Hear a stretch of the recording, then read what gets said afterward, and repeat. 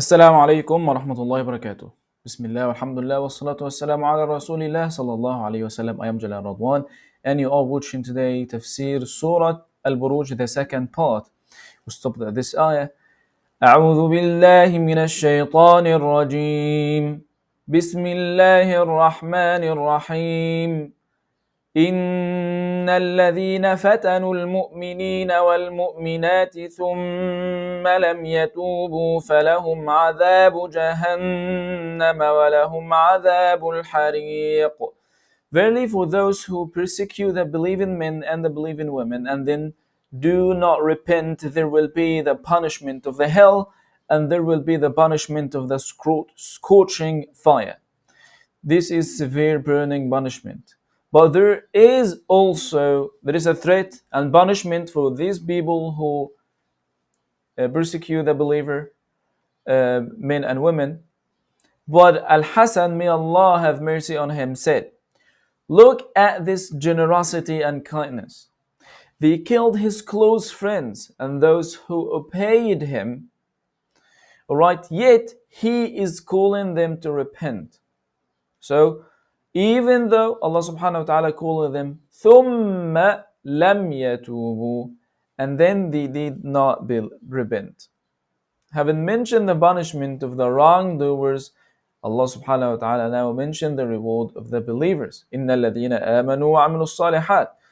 But those who believe, آمَنوا, number one, in their hearts, and then they did righteous deed, the physical actions, will surely have gardens through which rivers flow.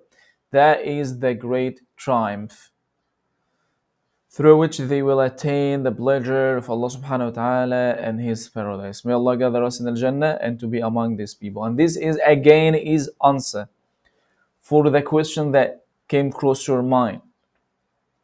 Why that happened in Gaza, for example, right now? Remember to do dua. May Allah subhanahu wa ta'ala grant them victory and lift the pressure over them. But now we have questions. Well, why all these believers, all of them die? That happened already. Allah is watching. We do believe in that. Allah knows everything and He is all powerful subhanahu wa ta'ala.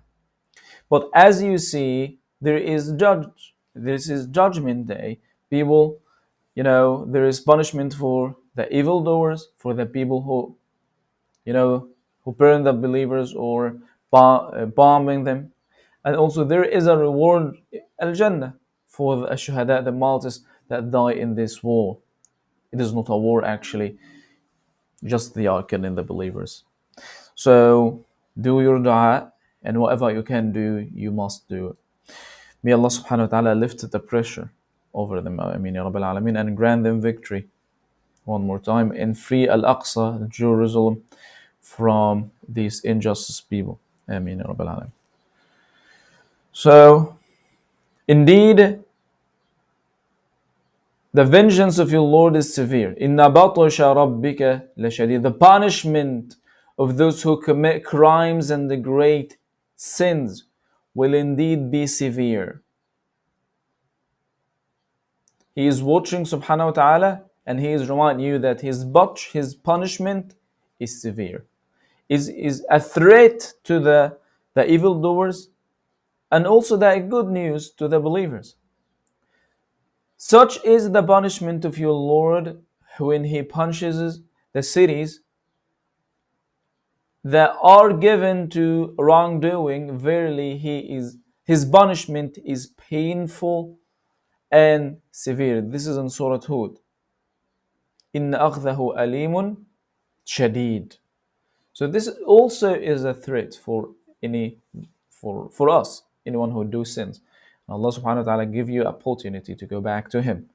So let's take this opportunity. It's a good time to do tawbah.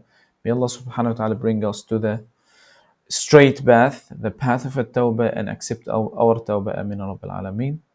And grant us al-Jannah. Ameen. Verily, He subhanahu wa ta'ala yubdi'u wa yu'id. He originates creation and then He repeats it. That's it. He is the only one who inhabits the creation. initiates the creation. He is al-awwal subhanahu wa ta'ala, and then repeat it. And he has no partner in that. So we have important concept. Allah is al-awwal, the initiator, and there is nothing before him. He is al-awwal subhanahu wa ta'ala, because there is no beginning and there is no time. Because Allah the creator of the time, and Allah is the creator of the place, right? So, and then Yubdi'u, he initiate the creation there, and he repeat it. And the one who created it from the very beginning, it's way easier to recreate that thing. But there is, I cannot say this hard or harder or easy or easier for Allah subhanahu wa ta'ala. There's nothing like that. Because anything he command, kun, it will be. Just be, it will be. Right? So there is not, for me, it's easy to lift like 10 kilograms. But it's gonna be harder for 50, harder 100. That's for me because I am limited. But Allah subhanahu wa ta'ala is beyond your imagination. But even though the one who created you, he will recompense the elements of your body and give you life again. He is the creator, al-awwal, and he is yubdi'u, the initiator. He initiated, subhanahu wa ta'ala. وَهُوَ الْغَفُورُ الْوَدُودُ. He is the oft forgiving, al-Ghafur, who forgives all sins for the one who repents. This is a call for tawbah, to go back to Allah subhanahu wa ta'ala. He belows all bad deeds for the one who seeks his forgiveness and turns to him. Al-Wadud, the loving, who loves his loved ones, subhanahu wa ta'ala, and his loved ones love him with a love that is unmatched. Therefore, love of him is the foundation of servitude to him, for it is a love that takes precedence and prevails over love of anything else. If you love anything other than Allah, independently of Allah, and not for His sake, then it would turn into suffering. That's fact. And Allah subhanahu wa ta'ala is loving towards His loved ones. He subhanahu wa ta'ala says elsewhere, people whom He loves and who love Him. يحبهم ويحبونه. What is referred to here is pure love. So there is a subtle meaning here for alongside these two names, Al-Wadud and Al-Ghafur, the loving, and Al-Ghafur, the oft forgiving.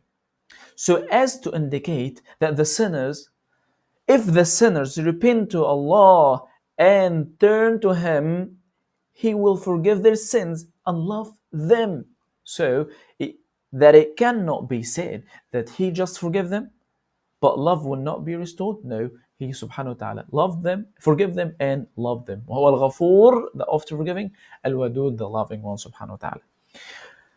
Rather, Allah rejoices over the repentance of His slave when he repents, more than man rejoices over his camel, on which in his food and the drink and all that he needs on his journey.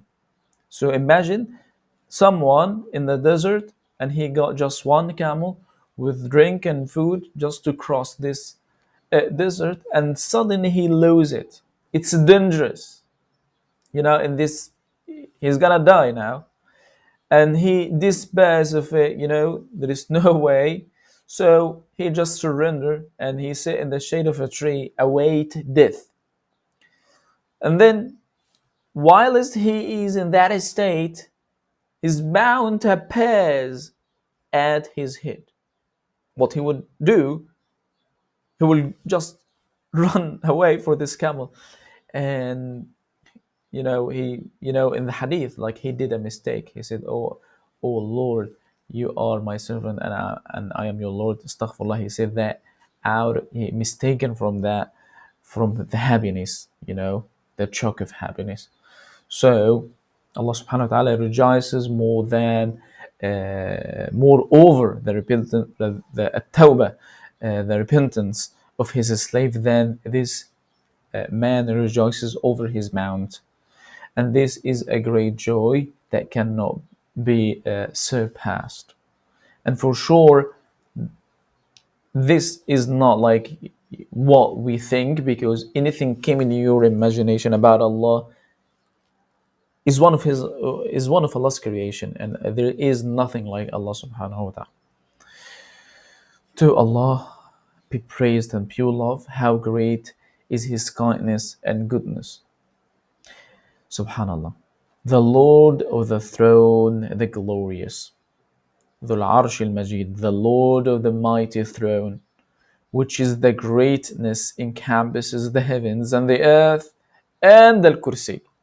So we have the throne and the chair. In relation to the throne, al-kursi is like a ring thrown into the wilderness compared to the rest of the earth. Allah subhanahu wa ta'ala singles out the throne for mention because of its greatness and because it's really great creation.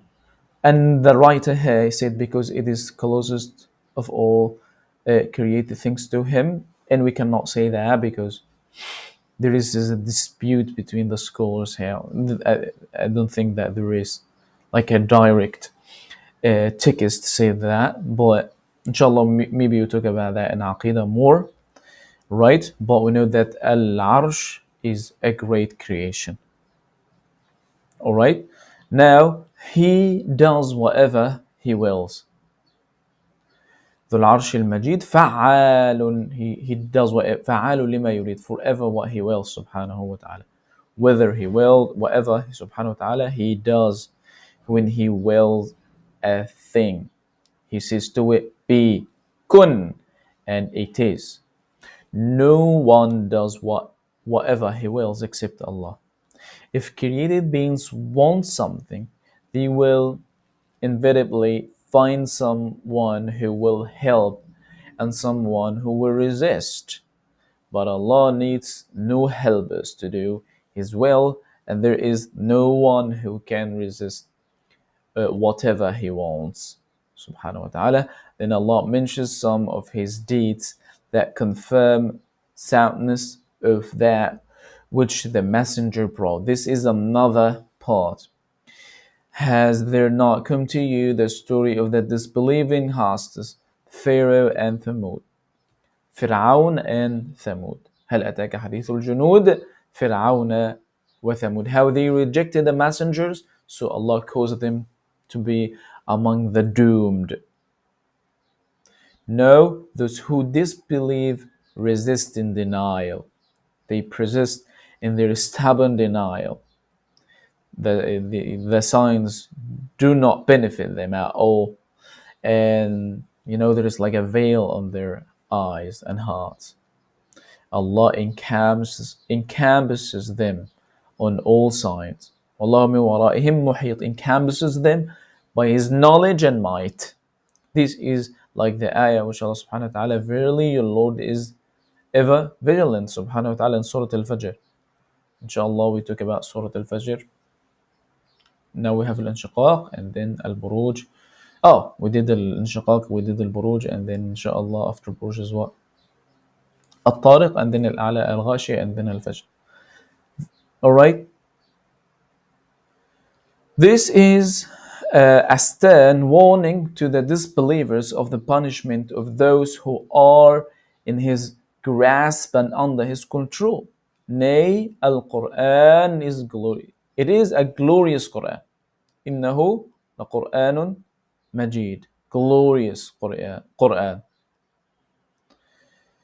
It is comprehensive in its meaning and contains great deal of goodness and knowledge.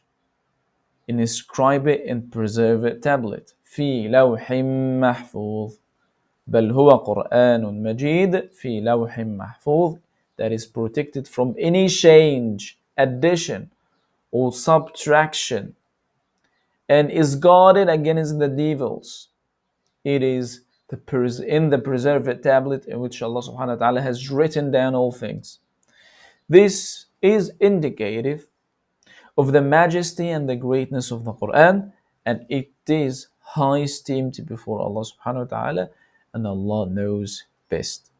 I think we'll learn a lot of things from this surah.